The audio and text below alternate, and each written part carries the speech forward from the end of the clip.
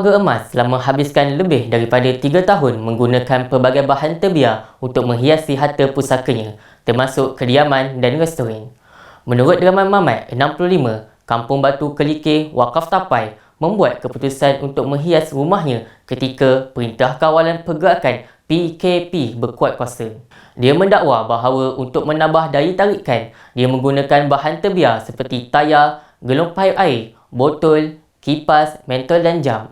Dia juga menambah bahawa dia kadang-kadang membeli hiasan dari kedai. Disebabkan pembaziran dan fakta bahawa sesetengah item hanya dibeli di kedai diskaun, ia tidak memerlukan sejumlah besar wang tunai untuk membeli barangan yang telah digunakan. Aspek yang mengekang bagaimanapun ialah seberapa cepat saya boleh menyelesaikan menghias harta benda ini. Selepas lebih 3 tahun berusaha bersusah payah, kerja-kerja mengindahkan rumah yang rumit itu akhirnya selesai sebulan lalu. Merealisasikan matlamatnya untuk menyiapkan landscape di kawasan seluas 0.2 hektar itu. Katanya, pelanggan atau mereka yang berminat dengan outfit of the day OOTD kini menumpukan perhatian kepada kebunnya yang berfungsi sebagai restoran untuk sarapan pagi. Walaupun terpaksa bekerja sendiri untuk menyiapkannya, matlamat saya untuk melihat keseluruhan kawasan rumah yang ditutupi dengan pemandangan berbeza akhirnya menjadi kenyataan. Sebelum ini, hanya bahagian depan rumah sahaja yang ada hiasan, tetapi PKP memberi inspirasi untuk digunakan landscape sebagai medium untuk karya seninya. Isterinya, Nek Kamaria Saabdi, 60 dan 3 anak mereka membantu menguruskan restoran dari jam 7 pagi hingga tengah hari dan dia mengusahakan kebun pada waktu petang.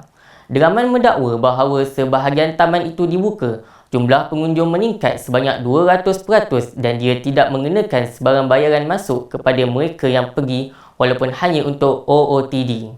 Kuala Nerus, Universiti Awam di sini yang menganjurkan konsert tanpa kebenaran dan video mengenainya tular di media sosial baru-baru ini di kompaun RM25,000.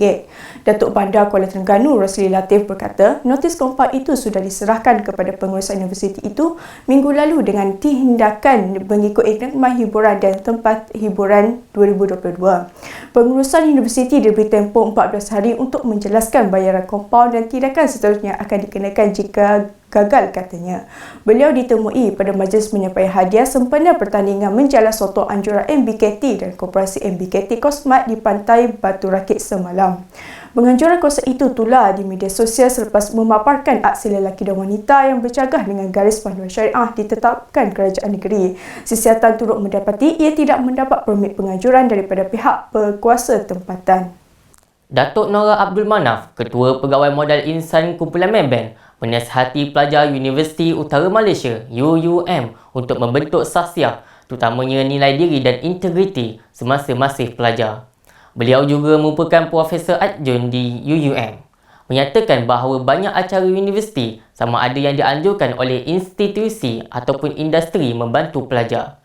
Menurutnya, Maybank X UUM Tiger Dash misalnya dipenuhi dengan banyak tugas berat yang membebankan intelek di samping membangunkan kerjasama dan meningkatkan daya cipta pelajar.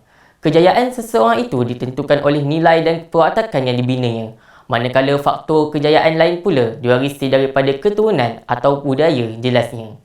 Beliau berkata demikian pada perasmian program tahunan Tiger Dash Maybank di Varsity Mall UUM yang turut dihadiri Naib Chancellor UUM Profesor Dr. Muhammad Fuad Sakdan.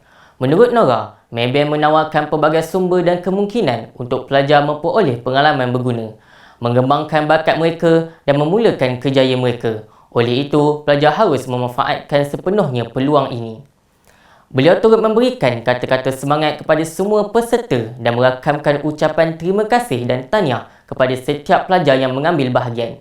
Sementara itu, pelibatan Maybank dalam aktiviti pelajar, menurut Dr. Muhammad Fuad, akan meningkatkan hubungan antara bank terbesar negara itu dan pelajar UUM.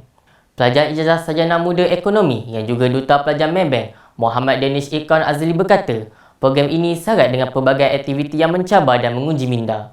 Beliau turut mengucapkan terima kasih kepada Pusat Kerjasama Universiti Industri CUIC, Pusat Pembangunan Kerjaya CDC, Pusat Pengajian Pengurusan Perniagaan SBM dan Jabatan Hal Ehwal Pelajar atas sumbangan mereka kepada program Maybank Day AUUM 2023. Saya merakamkan setinggi-tinggi penghargaan kepada Datuk Nora dan Maybank atas inisiatif ini, katanya. Saya, Noor Ashraf. Saya, Amira Alia Ansyah. Anda sedang menyaksikan kami di Bulletin UUM Today. Terima kasih.